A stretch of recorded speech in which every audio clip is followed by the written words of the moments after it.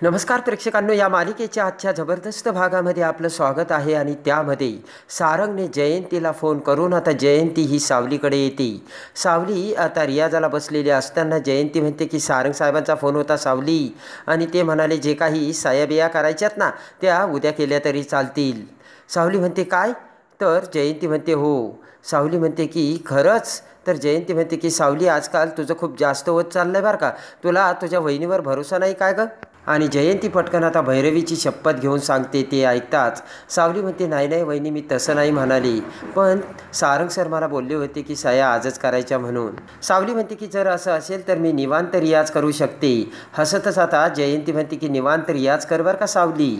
आता बोट करत भैरवी म्हणते की पुन्हा काही डिस्टर्बन्स नको आहे बरं का.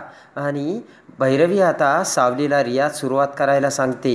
आता सारंग इकडे घड्याळाकडे बघत नीलला म्हणतो की नील, 4 तर वाजले, आता फक्त 1च तास राहिला. नील म्हणतो सारंग, पण त्या जयंतीने सावलीला सांगितलं असेल का? सारंग म्हणतो काय माहिती, आता तर तिचा फोन पण लागत नाहीये. आता भैरवी म्हणते की वा सावली, तू छान रियाज केलाय, आणि आता पाणी बिनी पी आणि थोडा आराम कर. आणि इकडे आता पटकन सावली उठून तिचा मोबाईल घेते तर मोबाईल स्विच ऑफ असतो. जयंतीकडे बघत आता सावली म्हणते की वहिनी, तुम्ही माझा मोबाईल स्विच ऑफ केला का? जयंती म्हणते की अगं सारखा सारखा रियाजामध्ये डिस्टर्बन्स नको ना, म्हणून मी बंद करून ठेवला. तेव्हा सावली म्हणते की मला एकदा विचारायचं तरी ना. सावली म्हणते की किती फोन येऊन गेले असतील कुणाचे तरी. आणि त्यानंतर आता सारंगने मेसेज पाठवलेला असतो, 5 वाजायच्या आत आपण एक करार करणार होतो आणि त्यासाठी सह्या करणार होतो, पण आता 5 वाजून गेले आणि त्यामुळे करार रद्द झाला आहे. तो मेसेज आता बघता क्षणी सावलीच्या पायाखालची जमीन सरकते. तेव्हा रागाने सावली म्हणते की वहिनी, तुम्ही माझ्याशी खोटं का बोललात? जयंती ततमम करत म्हणते मी काय खोटं बोलले सावली? सावली म्हणते की हेच की सारंग सर म्हणाले उद्या सह्या करायच्यात म्हणून. आणि रागाने सावली तेथून निघून जाते. जयंती भैरवी सावलीला थांबवायला आता हाका मारू लागतात. जयंती म्हणते झाला झाला, आता भडका उडाला. आणि रागाने सावली आता आतमध्ये निघून जाते. तेव्हा ऐश्वर्या म्हणते हिला काय झालं, हिच्या चेहऱ्यावर असे 12 का वाजले आणि निघून का गेली अशी?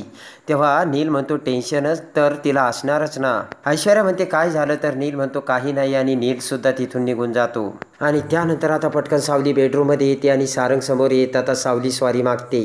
सारंग म्हणतो हे बघ सावली, मला माहिती तुझा हेतू चांगला असतो आणि तू दिलेला शब्द पाळतेस. सारंग म्हणतो मी तुला फोन केला होता, हे जयंती वहिनीने तुला सांगितलं नसेल ना. सारंग म्हणतो कळलं मला सावली, प्रश्न त्याचा नाहीये, तुला दिलेल्या जबाबदारीचा प्रश्न आहे, आणि तू तुझी जबाबदारी पूर्ण करू शकली नाही याचा मला त्रास होतोय. सारंग म्हणतो सगळ्यांसमोर मी तुझी बाजू घेतो, आणि जर तू असं केलं तर मग मीच तोंडावर पडतो सावली. सारंग म्हणतो की आता सांग ना, मी काय उत्तरं द्यायची सगळ्यांना? सारंग म्हणतो की माझा जीव तर तुझ्यात गुंतलाय. सावली म्हणते की नका गुंतवू. सारंग म्हणतो काय करणार, आता तर मी प्रेमात पडलोय. आणि आता सावली म्हणते की आपण काहीच नाही करू शकणार का? सारंग म्हणतो जाऊ दे सावली, आता काहीच होऊ शकत नाही, ही डील कॅन्सल झाली आणि आता ते सगळं सोड. सावली म्हणते की असं नका बोलू, तरी माझ्यामुळे खूप मोठं नुकसान झालं. सारंग म्हणतो की सावली तुझ्यामुळे काही नुकसान नाही झालेलं. सारंग म्हणतो ते सगळं सोड, पण कुठल्या गोष्टीला प्राधान्य द्यायचं हे तुला ठरवावं लागेल, आणि कुठली प्रायोरिटी अगोदर घ्यायची हे देखील तुला ठरवावं लागेल सावली. आणि त्यानंतर सारंग म्हणतो की मी खाली जातो, आपण एकत्र जेवण करू. नील आता बेडरूममध्ये असतो तर ऐश्वर्या म्हणते काय झालं रे नील? सावली अशी आली, तडातड निघून गेली, आणि त्यानंतर सगळं काही शांत झालं. जेवताना सुद्धा तू गप्प होता. तर ऐश्वर्याकडे बघत नील म्हणतो हे बघ ऐश्वर्या, मी तुला का सांगू, आणि तसंही तुझा आणि कंपनीचा काही संबंध नाहीये. ऐश्वर्या म्हणते की तसं नाहीये, आत्ता मी कंपनीत नाहीये, पण जर मी कंपनीत एक फोन केला तर काय झालं ते लगेच मला कळेल. नील म्हणतो तसं काही करू नकोस, कारण आता तसं काहीच होणार नाहीये. आणि नील आता सावली कशी वेळेवर पोचली नाही आणि डील कशी तुटली ही हकीकत आता ऐश्वर्याला सांगतो. तेव्हा ऐश्वर्या आता कपाळाला हात लावते. आणि आता ऐश्वर्या म्हणते ती मुलगी कुठल्याच कॅपॅबिलिटीमध्ये काम करण्याच्या लायकीची नाहीये. पहिल्याच वेळेस 10 लाखाचं नुकसान केलंय तिने. ऐश्वर्या म्हणते की या अगोदर असं कधी घडलंय का? ऐश्वर्या म्हणते तरी नशीब मी घरी आहे, ऑफिसमध्ये नाहीये, नाहीतर सगळंच माझ्यावर आलं असतं. ऐश्वर्या म्हणते की तिला तिच्या चुकाची जाणीव करून द्यायलाच हवी. नील म्हणतो की तिला तिच्या चुकांची जाणीव सारंग करून देईल, तुला त्याची काही गरज नाही ऐश्वर्या. आता ऐश्वर्या विचार करते की एवढं मोठं नुकसान सावली करू शकत नाही, याचा अर्थ ती जयंतीसोबत जिथे कुठे गेली होती ते काम यापेक्षा खूप महत्त्वाचं होतं, असा विचार आता हुशार ऐश्वर्या करते आणि मला खात्री आहे की ते काम तिने सगळ्यांपासून लपवलेलं असणार. आता गणपती बाप्पाजवळ अमृताही आता सगळी पूजेची तयारी करत असताना सावली तिथे येते. तेव्हा आता अमृता सावलीला म्हणते की का गं सावली, काय झालं ग आज कंपनीमध्ये? तेव्हा सावली म्हणते काही नाही, आज ना एक करार होणार होता आणि त्या करारावरती माझ्या सह्या लागणार होत्या, पण मी वेळेत पोहोचू शकले नाही, त्यामुळे तो करार रद्द झाल्याची सावली बोलते.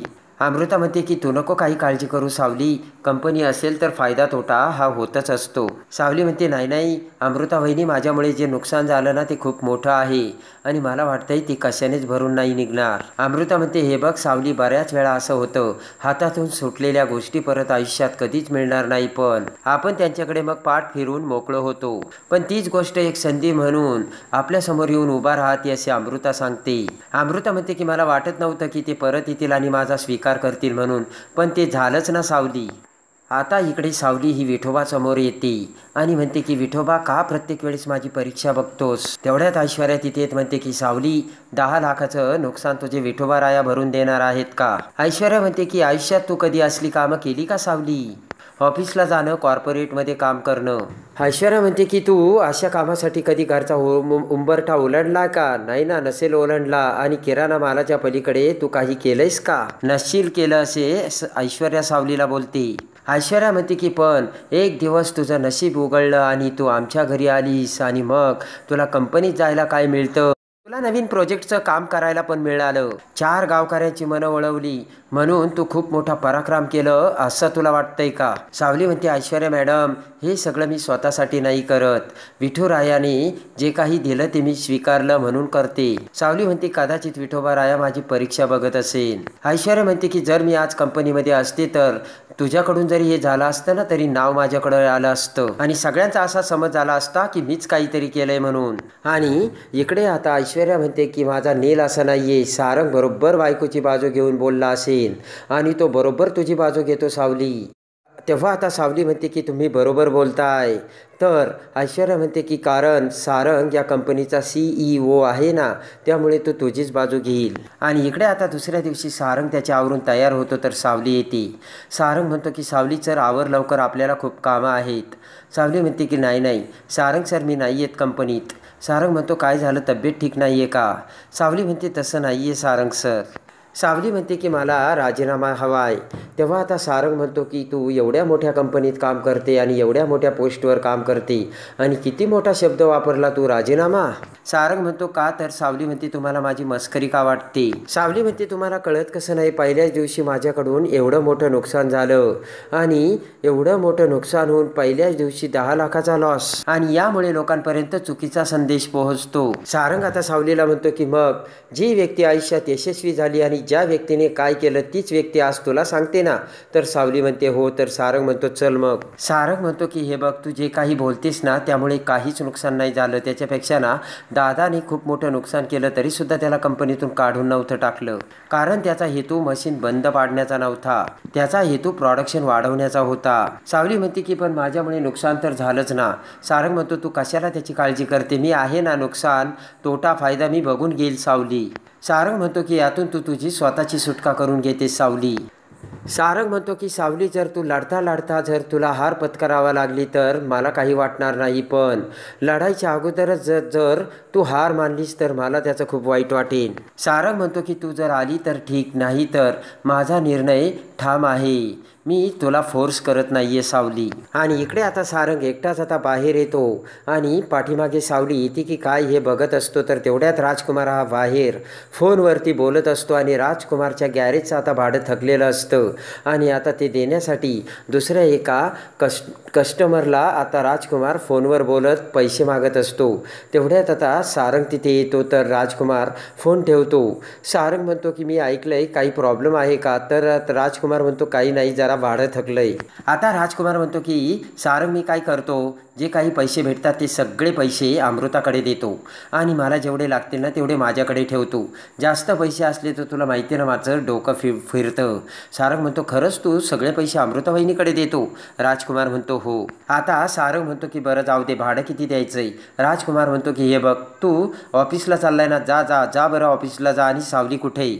सारंग म्हणतो, हे बघ विषय बदलू नकोस. आणि लगेच आता राजकुमार म्हणतो, 25,000 द्यायचेत, एका फोनमध्ये काम होईल, तू काही काळजी करू नकोस. तर तेवढ्यात सारंग आता 25,000 राजकुमारच्या अकाउंटला ट्रान्सफर करतो. सारंग म्हणतो की हे बघ, तुला एवढं वाईट वाटतं ना, जेव्हा तुझ्याकडे येतील तेव्हा ते पैसे दे. आता इकडे कामाला निघालेली सावली ताराकडे येते आणि म्हणते की तारा मॅडम, आज मला रियाजाला यायला उशीर होईल आणि मला फोन करू नका असं त्यांना सांगा, कारण मला फोन उचलता येणार नाही. आणि सावली म्हणते की आपण हवं तर रात्री उशिरापर्यंत रियाज करूयात आणि मी येते असे म्हणत आता सावली जाऊ लागते. आणि तेवढ्यात आता सावली जाताच पाठीमागून सोहमने ते सावलीचं बोलणं ऐकलेलं असतं. सोहम ताराकडे येत म्हणतो की तारा, अगं सावली वहिनी आता रियाजाबद्दल बोलत होत्या, तेव्हा तिचा आणि रियाजाचा काय संबंध? तेव्हा तारा म्हणते की सावलीशिवाय माझं गाणंच होऊ शकत नाही. सोहम म्हणतो का? तर तारा म्हणते असं मला नाही, माझ्या मम्माला वाटतं. तारा म्हणते त्याचं काय झालं, एका शोमध्ये सावली नसताना ना थोडा प्रॉब्लेम झाला होता, त्यामुळे माझ्या मम्माने धास्ती घेतली. तेव्हा तारा म्हणते माझं सुद्धा तेच म्हणणं आहे, कार्यक्रमाला तर ती पाहिजेच, पण रियाजाला सुद्धा सावली पाहिजेच. आणि आता सोहम विचारात पडतो. आणि त्यानंतर आता तिलोत्तमा आणि चंद्रकांतराव हे घरी आलेले असतात आणि त्याच वेळेस आता ऐश्वर्या सावलीकडून खूप मोठी चूक झाली होऊन 10 लाखाची डील सावलीमुळे गेली हे आता आगीत तेल ओतून सांगण्यासाठी ऐश्वर्या आता तिलोत्तमा आणि चंद्रकांतरावांसमोर येते. आणि त्याच वेळेस आता इकडे ऐश्वर्या तिलोत्तमा म्हणते की मॉम, सारंगने खूप मोठी चूक केली. तर तिलोत्तमा म्हणते काय? तेव्हा आता ऐश्वर्या म्हणते की पहिल्याच दिवशी सावलीने कंपनीत जाऊन 10 लाखाची चूक केली आणि 10 लाखाचा लॉस केला. ते ऐकताच आता सारंग म्हणतो, हे बघ ऐश्वर्या, तू काही बोलू नकोस, मी सांगतो. तेव्हा आता तिलोत्तमा म्हणते की तू काही सांगू नको. सावली म्हणते की यामध्ये माझी चूक आहे. तेव्हा आता तिलोत्तमा म्हणते तू तर बोलूच नको, आणि मी खूप मोठी चूक केली की जेणेकरून मी तुझ्यावर विश्वास ठेवला. आणि लगेच आता तिलोत्तमा म्हणते की आता मी तुला सांगते. तर तेवढ्यात आता किरण तिथे येते आणि सारंगला म्हणते की सारंग सर, सावली मॅमने तर कमालच केली. सगळेजण आता सारंगकडे बघतात. तर सावलीने पुन्हा आता गावकऱ्यांची मने मिळवून तो करार पुन्हा आता सारंगला मिळवून दिलेला असतो. आणि पुन्हा आता त्या करारावरती सह्या करण्यासाठी गावकरी तयार झालेले असतात. आणि पुन्हा एकदा सावलीसाठी विठोबा धावत येऊन आता विठोबाने करार पुन्हा सारंगच्या कंपनीसोबतच करायला भाग पाडलेले असते. तेव्हा आता सावलीच्या पुण्याईने विठोबाने कसेच आता सावलीला वाचवलेले असते आणि ऐश्वर्याला तोंडावर पाडून पुन्हा आता सावली ही सगळ्यांच्या समोर खरी सिद्ध झालेली असते. तेव्हा आता सावली ही नव्या उमेदीने कामाला लागून पुन्हा आता कशी तिलोत्तमा सगळ्यांचं मन जिंकते आणि सावलीच्या आवाजाचं सत्य आता दगदगत करत थरथरत कसे आता सगळ्यांच्या समोर येतं हे बघण्यासाठी आणि या मालिकेच्या डेली अपडेटसाठी आपल्या चॅनलला लाईक करा, सबस्क्राईब करा.